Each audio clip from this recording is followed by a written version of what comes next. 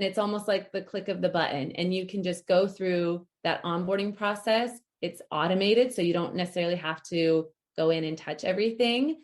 And it's going to keep the process moving along. And then when it comes to monthly bookkeeping, for example, there's a lot of things you need to request from your clients, or emails you need to send your clients, documents you need, questionnaires.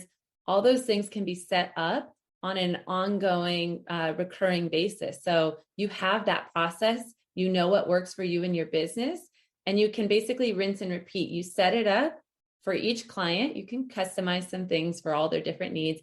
And then it just is going on and on, every month or quarterly or whatever it is, so that you can use that same process. You don't have to reinvent the wheel. You don't have to type out all your emails.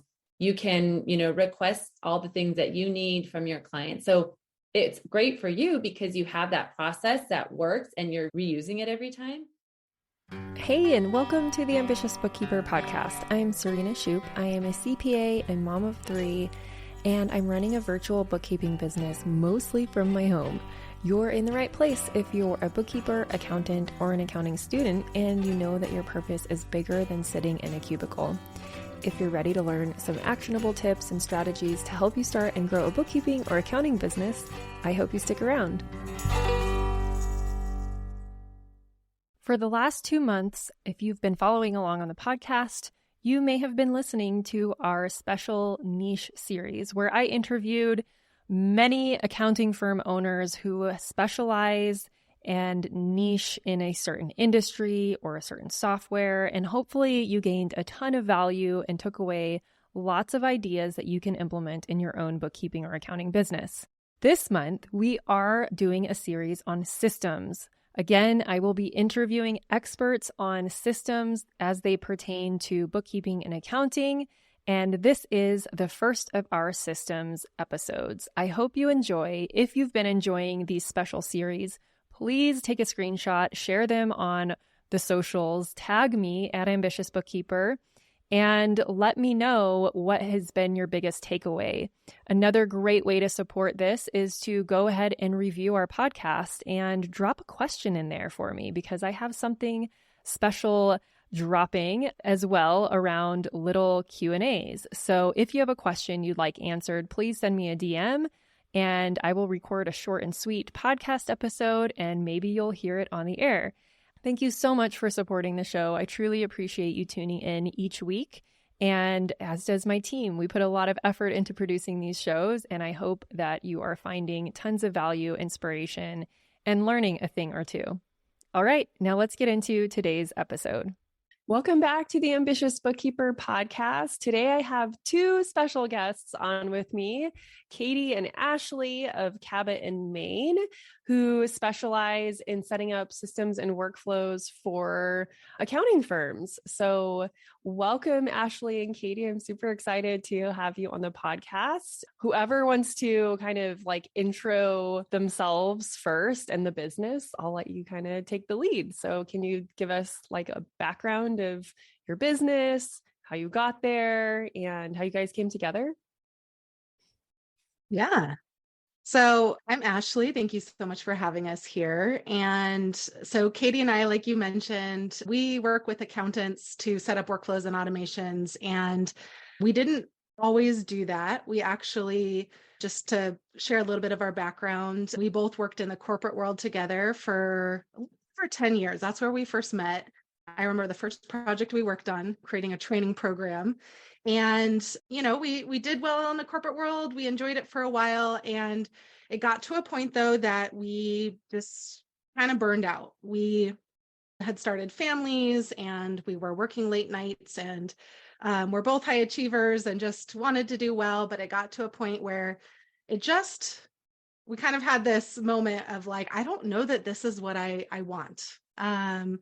And so Katie, she can share her story too. She left a little bit before I did, but we ended up starting our own businesses. We both worked for an accounting and operations firm and did that for a long time. So my first thing was, I'm going to be a bookkeeper because I know how to do accounting, and that's how I started. So I really loved doing that for a while. That kind of got to the point where I burnt out again. And so I was like, I left, I have all this freedom, but I was working those late nights again, grew pretty quickly, which was amazing, but kind of struggled because burnt out. And so that's the point where Katie and I really, it was actually Katie who's like, Ashley, I made a comment of like, maybe I should just go back to the corporate world. And she's like, you cannot do that. We left for a reason. And that was kind of that pivotal moment, I would say, where we really got back to those operations roots from the corporate world and started putting in systems into our business. And we loved it so much that sort of pivoted. And now that is our main focus, is setting up those systems and workflows and really focusing on the accounting industry, since that was kind of near and dear to our heart. I'll let Katie kind of share a little bit too. Yeah. I mean, I think Ashley summed up kind of our story together. Like she said, I worked in corporate world and I was in accounting. I was also worked as a project manager and helping our accounting department set up systems and automation and all of that. And similar to Ashley, when I left, I was burnt out. I wanted to do something on my own, and I had absolutely no idea what that was. I just knew I needed something different. So I tried a few different things. And when Ashley and I came together, one of the things that I had always loved was the operations and the systems. And so we still kind of were trying to figure out what we wanted to do, but we just kept coming back to, we're accountants, and we also happen to love systems and creating efficiencies and all of that. And so, like Ashley said, I think we kind of came to this realization of, we love doing those things, so let's help other people do them as well. And it's not necessarily like a love for technology and all that. I think it's the benefits of that and getting back to making sure that we have enough time and our clients have enough time to do the things that matter the most to them. And technology and systems and automation is the way to do that. So I think it really just kind of came full circle for us as far as working with accountants, being accountants, and loving to give back that time that's so important to us too. Yeah, that's amazing how you guys came together. I've definitely worked with people in corporate that I'm like, if I ever could, like, I would want to work with them again. So it sounds like you guys had that. Did you work at the same company? Is that where you met? Okay. We did. And you both were in the accounting department or like project management or? Yep. So we were like basically straight out of college accountants working together. And I think the very first project for me, at least, that I ever did at the company was working directly with Ashley. So we were accountants working on projects and trying to come up with a system to help onboard new hires into our team. So, I mean, it was literally one of the very first things we did. And it's something that we actually do with our clients now. So every time we're working on, onboarding or anything like that, we get a little excited. We're like, oh, this is where we started. Yeah. A long, long time ago. Yeah. So now the two of you have a business together. So Ashley, you said that you started out with your own bookkeeping business. Is that correct? Yes. And then Katie, did you also start out doing that? And then you guys came together? Walk me through. No. So like I said, really didn't know what I wanted to do. So my last role in corporate was a project manager, but I didn't really think that that was something that I could go do for people. I think at the time I didn't really know the path for what that could look like. So I literally tried a few different things. I did try bookkeeping really briefly. I did some marketing. I had worked in nonprofits doing some marketing. And so I did that for a few clients and then quickly started pivoting to, I was constantly like, let's look at your operations. How are those SOPs looking? So I kind of kept finding myself leaning in and doing more of that. And then when Ashley and I joined together, we knew we wanted to work together. We just had always worked so well. We're good friends and we knew we could do more, but we were still trying to figure out exactly what that was. I was doing the operations work still, and Ashley was doing the bookkeeping still. So it took a little while for us to see, these two really mesh well together doing, the systems and automation for accountants. Yeah. So what was like your first I guess, your first consulting gig with like an accounting firm? Like, how did that go versus like how you have things set up now? I'm always interested to see like a before and after, basically, of like what did you struggle through like the most with? Maybe it was getting your first client, or like just organizing the project, or like how did it look back then versus how it looks now? Well, it's funny because when we first started doing operations and we said, okay, let's come in and help small businesses do that, we actually didn't start with accounting first. We were just like, well, help anybody. Yeah. And we helped, a lot of different industries, and then had someone that worked with us in a mastermind who was a tax accountant and bookkeeper share that she needed some help, but she wanted to work in the system TaxDome. And at the time, we weren't overly familiar with that system. In my bookkeeping practice, I had set up systems in general and a process using some automation and technology, but hadn't ventured into that. And so we decided to take it on. We're like, let's see how we like that. So the very first time was very much like just diving in and doing lots of research and finding ways to do it. And it was a little bit more experimental. So applying some of the concepts we knew, but to this new system we hadn't worked in. And then we ended up loving it and deciding, oh my gosh, we were meant to work with accountants. That's where we came from. We love this. We know the industry. And from there on, we started focusing. We looked at different accounting systems, but really liked TaxDome specifically. So I think where we are now, we have a pretty standard process in terms of how we understand a client's business, how we gather information from them, how we come up with that best system. Before, it was very much like experimental and trying this and that. So now I would say we have our own system for how we help clients. So it looks a little bit different now. Awesome. So you guys specialize in setting up TaxDome for accountants? Yes, We that's do. correct. Okay. Are there any other systems that you particularly like specialize in for workflows? Or like if someone's not a tax firm, they're just doing bookkeeping, they're probably not going to implement TaxDome, right? Right. So, Well, I was going to say one of the things that we really started with actually was Dubsado. So in our own business, Dubsado and ClickUp are our two main primary systems that we've used for years now. And we really like them and they are great. What we found, and actually a lot of our clients have worked also in Asana, that's another one as well. But specifically with Dubsado, one of the things we found is it's a really good place to start when you have, a smaller client load.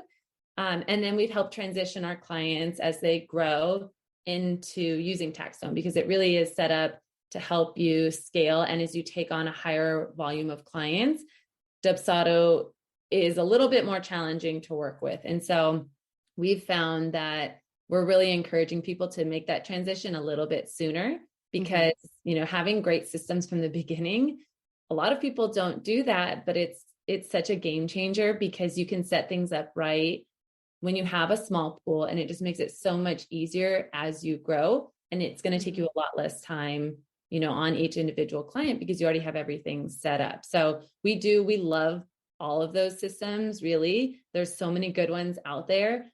I think specifically for us with TaxDome, what we found is it just does a lot more and it helps you again with that bigger volume of clients. And so it's a little more comprehensive. It takes a little bit more work, in setting it up from the get-go, but it's totally worth it as you grow your business too. One thing I would add with TaxDome is the name is a little bit misleading because it has tax in it. So that's a question we get pretty often is, oh, but I don't do taxes. I do bookkeeping, but I don't venture on the tax side. This must not be for me. And it actually is really a system made for any type of accounting firm. So we've actually helped people who are bookkeepers and solely do bookkeeping set it up in a way that's pretty customized by client because as a bookkeeper, sometimes, the unique needs of each client are a little different. So we've actually set up quite a few bookkeepers in TaxDome as well. So not just for tax accountants. Okay. Yeah, that was going to be my question. I was like, would you say that TaxDome is a solution for just the pure bookkeeping firm?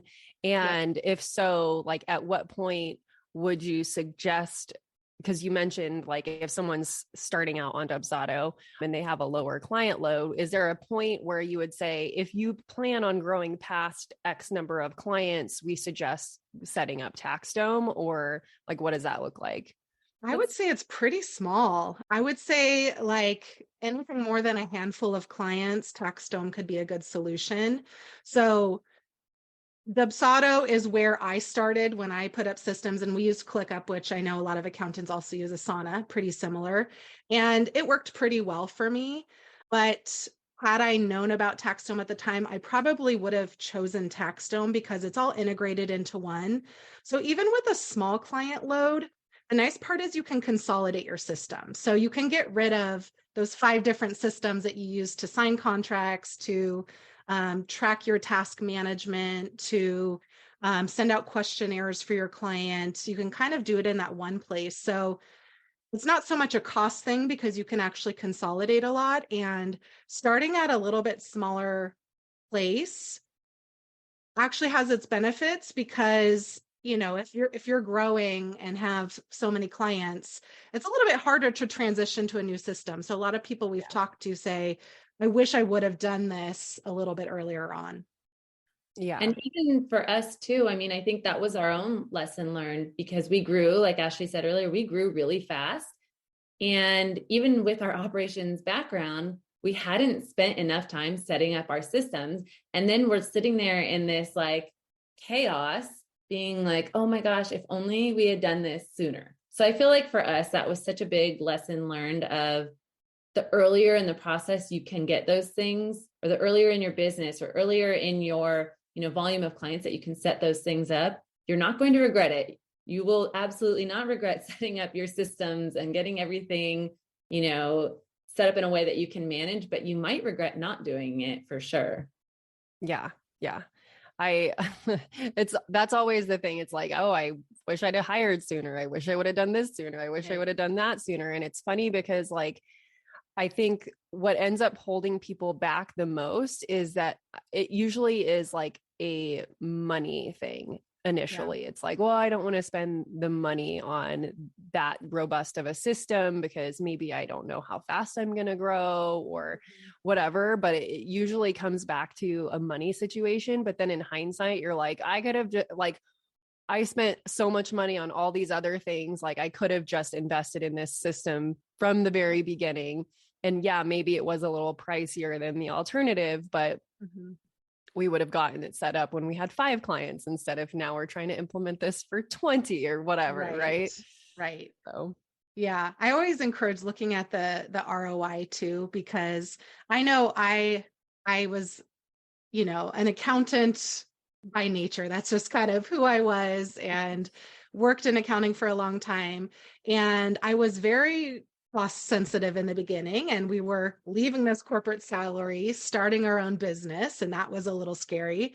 And so it is easy to say, well, I'll just make do without that for a while. And we did that a lot in the beginning. But I think sometimes that helps to look at, well, wow, what's the trade-off if I don't do this? Or what time can I save that I can invest then in maybe some more sales efforts, or maybe just to have time back to have a better work-life balance. So kind of looking at that helps. And another thing with that, it doesn't have to be everything right away. It's not like if you're just starting your bookkeeping business, you don't have to get TaxDome right away or else you'll fail, right? There's a lot of things you can do in the beginning. If you think about systems, and, we did a lot with Google Drive in the beginning and ClickUp, right? So there's a lot you can do, but not waiting too long to make that jump and kind of thinking forward. Yeah. What are some of the biggest benefits of implementing something like TaxDome? Like, can you walk us through what kind of an overall setup of what it looks like? It might be kind of hard without visuals, but what are you replacing with TaxDome for someone who is piecing together a bunch of systems? And kind of walk me through a typical, let's say, a bookkeeping firm setup. We'll be back after a quick break. This episode of the Ambitious Bookkeeper podcast is sponsored by my brand new free training, The Ultimate Guide to Creating a Profitable Bookkeeping Business. In just 1 hour, you will learn 3 keys to creating and launching a profitable bookkeeping business. We will map out your path to creating a bookkeeping or accounting business that keeps you in control of your time, priorities, and expertise, from someone who built a 6-figure firm on part-time hours. That's right, you can stay in control of your time, keep family as your priority, and serve your clients well. It just takes a little strategy up front, and I'm going to help you with that during this free training.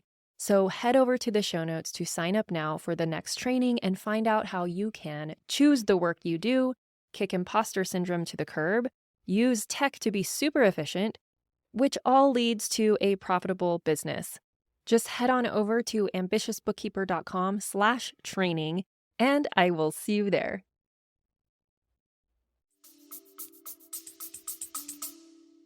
Yeah.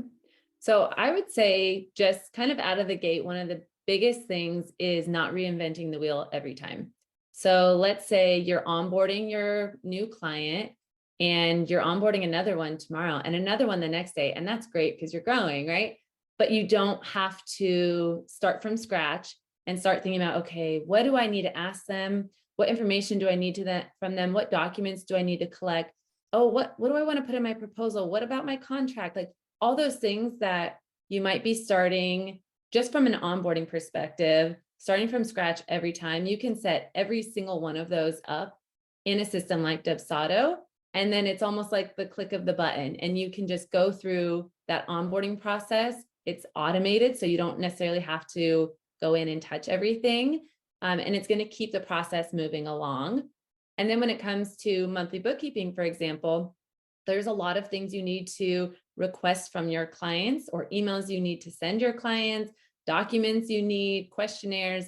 All those things can be set up on an ongoing, recurring basis. So you have that process, you know what works for you and your business, and you can basically rinse and repeat. You set it up for each client. You can customize some things for all their different needs. And then it just is going on and on, every month or quarterly or whatever it is, so that you can use that same process. You don't have to reinvent the wheel. You don't have to type out all their emails. You can, request all the things that you need from your client. So it's great for you because you have that process that works and you're reusing it every time. But also for your clients, they get to know what to expect, the timing, the updates, the requests, all those things. For them, it's great from a client perspective because they have a simple way to use it. They have a client portal they can go in and upload secure documents to, sign things, all the things they may need to do. From a client perspective, it's really great as well. Mhm. Ashley, I don't know if you'd add anything onto that too. Yeah, I think just, some of the systems it can replace too. So Katie described that onboarding process that you can repeat over and over. So there's unlimited e-signatures in there. So if you have a separate e-signature program, it can completely replace that. So contracts, things like that, you can store in there. Their questionnaire system is really amazing because you can have conditional formatting. So like an onboarding questionnaire where you're gathering information from a client.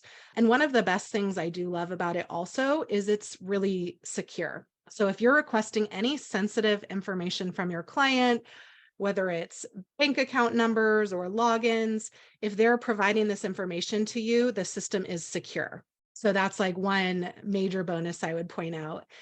And I know for me, one of the challenges when I started to grow as a bookkeeper is keeping track of everything and where it was. And you have clients emailing you this, and like when it was a few clients, it was not so bad. I could just kind of wing it and, make sure everyone's taken care of. But the more clients I added on, it starts to get kind of hard to track everyone and where they're at every moment, making sure you're getting things on time. And so that's why this workflow is beautiful, because you have different kind of places where the client's at in maybe that monthly process, and you can easily see where each one is at. And parts of the process are automated. So if, let's say that example where you do have to request a statement from a client, once they give that to you, their job automatically moves on to the next stage. So, okay, now I can go ahead and start on this one. It's not having to manually track all of those things. And that's just huge from an overall client management standpoint. Yeah, I can see the benefit of that, of not having to okay, did this client send us what we asked for? Yes. And you're like spending time checking, oh, it's not in the Yes. folder. Okay, I got to move on to the next client. And Exactly. it's like you're constantly like going back and forth and interrupting your own workflow with that. So right. Yeah. And the reminders on that point too, because, sometimes it does take a couple prompts. They're busy business owners and they forget sometimes. And so you can have automatic reminders. If they didn't provide something yet, you can set whatever frequency you'd like to follow up on that. So that's a big time saver too. Does TaxDome have a feature where if you're going to need the same thing every month, it automatically sends the thing to them, or do you have to log in and at least trigger it, and then after that the reminders go? No, that's one of the beautiful things about it, is the ability to have recurring workflows, recurring tasks, things like that can be set up so that they're automatically happening. And I think especially in, something where you have a monthly process, and bookkeeping is a great example where you need to do this every month. You need to request, the whatever documents you need to, have them sign something, you need to send them an email, whatever it is, you can set it up so it just recurs every month or quarter or whatever the frequency is for that particular job. Yeah. Wow. That's pretty amazing. Yeah. I'm one of those people that thought TaxDome was just for tax accountants. Oh, there's no it's reason pretty common for me to even look at it. Right. Yeah. And actually, I feel like one of the areas that we've been getting the most questions lately is specifically around bookkeeping and the customization. And, each client is unique and has unique things that they need. And so I think that's been one of the concerns that we've seen, oh, can we do that in TaxDome? And there are a lot of customization and different types of things that you can do within TaxDome to meet the different needs of your clients. Right. They have custom fields, for example, and like Ashley was mentioning, a lot of conditional formatting and conditional questions and things like that you can use to really meet the needs of, your unique clients and what they really need to. Yeah, we found bookkeepers tend to have a little bit more nuance with clients. That's what I experienced anyway. From a tax perspective, they have different business types, but a 1040 is a 1040 and, it's pretty straightforward. But with businesses, if you work with multiple industries or even within the same industry, you might have different needs. One client has to send you their statements because maybe you don't have their login, or one client, you have an additional task where they own a piece of equipment that you have to do something with. It's just, there's a lot more nuance in that. And that's the beauty of it. It's like, hey, these 5 clients, send them this email before the end of the month. But these 10 over here, we don't need that. We just want to kick something off on the 1st and let them know we're getting started. And so there's just so much customization you can do in there, which is really great. That's awesome. As far as the proposal piece, because I know we talked about Dubsado, a lot of people use Dubsado for the proposal in the contract. Is that something that TaxDome can replace as well? So that is a feature that is supposed to be coming basically any day now. It actually might even be happening today. I don't know yet, but they have been talking about proposals for a long time. I think that is the one gap that they have had, I would say, is that piece has been missing. We do have a workaround for that where you can actually set it up, you can send it out, you can customize it, all the things, but it's not technically a proposal in the system. However, again, that should be coming out anytime now. And we're looking forward to that quite a bit, I would say, as well. And that's another thing we have found, we've worked with a ton of different systems, and I do feel like TaxDome is really good at listening to what their users actually need and want. They have a roadmap they put out to say, hey, here's what we're working on. And there's constantly new features and updates and upgrades and all the things. And they really do invest in their platform, which is one of the things that we've found to be really encouraging. And one of the reasons that we do invest a lot of time into the system is knowing that, some of these issues we may have or things that pop up, they're working on them and they're listening to feedback and they're implementing the things that people really need. Yeah, that's always important when you are choosing a system or a platform to work with. I know that's the main reason. I mean, one of the many reasons why I prefer Xero, because their support is just so amazing. But yeah, it makes a big difference when you have that support and know their continued development of the program. Yeah, absolutely. As far as like price points go, I mean, you don't have to like mention what their pricing is like, but is it, because that's always subject to change, right? Whenever you're listening to this episode, it's probably going to be different, but is it like on a per client pricing, or do you buy like a chunk of, like, what is the pricing structure like with TaxDome? That's the great part, is you could add more and more clients and the price won't change for you. So it is a flat fee. They have different options. They have a light version and a pro version. We definitely recommend the pro version. It's going to really get you that automation that's going to save you that time. It's just worth the investment, in our opinion. But as you grow, I know a lot of software is like, okay, cool, this is great for 10 clients, but once you have more, we're going to charge you more fees. And that doesn't happen here.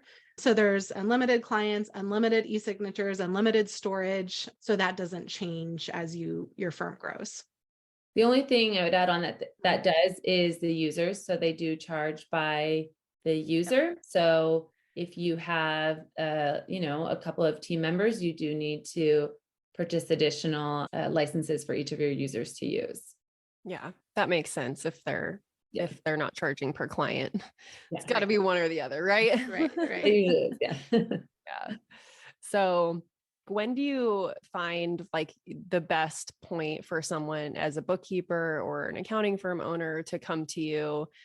Obviously it's going to be like as soon as possible, but like, is there a sweet spot of like when it really makes sense for somebody to come to you guys to have you start setting these systems up? Yeah, I think there's a couple different points, but most of the time what we find is a lot of people will purchase TaxDome. They know they want it, they know they need it, and it sits there. And they maybe put their clients in there and they say, I'm going to set it up. And then, life gets in the way for all of us, and it sits there a little longer than they want it to. And so, there's a recognition that at some point you need help. And so what we've found for the most part is it's typically people who have already purchased TaxDome or know they need it and are realizing they just don't have the time to set it up and they want it done fairly quickly. And a lot of the times if they do it themselves, it takes months. It does. That's just the reality, because you're juggling a billion things at once. And so I'd say for the most part, it's typically when you recognize you need to do something different, but you also recognize the fact that you don't have the time to invest into it. Ashley, I don't know if you would add anything else. I think the only other thing is if someone is thinking, okay, I know I want systems, let's try out this TaxDome. We generally recommend people have at least some clients already. So if they're coming with no clients, could set it up. But I find that once you have at least a few clients and you've gone through those monthly cycles and you've seen just kind of how you want your business to work, that's helpful because we have some information to go off of in terms of your wants and needs. That being said, we're happy to bring best practices and, hey, we found it really works well if we set things up this way and share ideas and consult. But I think having a few clients under your belt is helpful because then you can also put them into the system and see how it works and test it out. Yeah. So are there, other than TaxDome, are there other systems that you guys specifically will set up for clients? And also my part 2 to that question is, if someone does go with you to set up a TaxDome, for example, do you have like a certain timeline that you usually complete those in? Like, is it a couple of weeks? Is it a month? Like, what does that look like typically? So TaxDome is really the main one that we're focusing on now. We were doing some Dubsado as well. And a lot of times in a consult call, we talk through kind of the needs, and if we felt like TaxDome wasn't a good fit, we wouldn't push it. So there are like using a combination of Dubsado or Asana or ClickUp. We have done builds in that area. But with TaxDome specifically, it kind of depends. There's a few different ways to do it. Some people just want one workflow set up and not build out the whole thing. I would say that generally takes like a week or so. For the full builds, it really depends on the complexity and what they're looking to do with it. That can take from, 2 weeks to 4 weeks, I would say, on average. Yeah, that's always good to have an idea of like Mhm. the time involved. And then also like what is required of someone who wants that set up. Like there's always a time investment on the person, even if you're Yeah. outsourcing something, right? You're Yeah. always going to be required to like, I've got to meet with you. I need to get things Right. out of your brain. Like, what does Yep. that typically look like so that people can kind of be aware of like, what's their time commitment? Yeah, that's a great question. So we have a questionnaire that we have clients fill out, and that's going to get a good understanding of what your current processes are like. And not that we can't talk about that and tweak as we fit it into the workflows, gathering certain documents from you. So if you have contracts you're using or proposals you're using, gathering anything that you already do have established is helpful. So there is a process where there's a questionnaire where they put that in. And then we have a series of calls, depending on the build size. Generally, it's going to be a kickoff kind of design call where we go over that information and we really ask the right questions to get underneath the needs and how we can design a system that really works with that business. Then for larger builds, we typically have an hour check-in call just to go over some of our ideas, how it's going, what questions we have. And then we'll have a final delivery call as well. So it's really about 3 hours of calls, I would say, spread out, as well as the time to kind of document some of your processing questions as well. Yeah. The one thing I would add on as well is at the end, we know it's really important to us that our clients are successful when they use TaxDome, and we don't just, drop it off and say, great, there you go. So we do put together an implementation plan and training as well.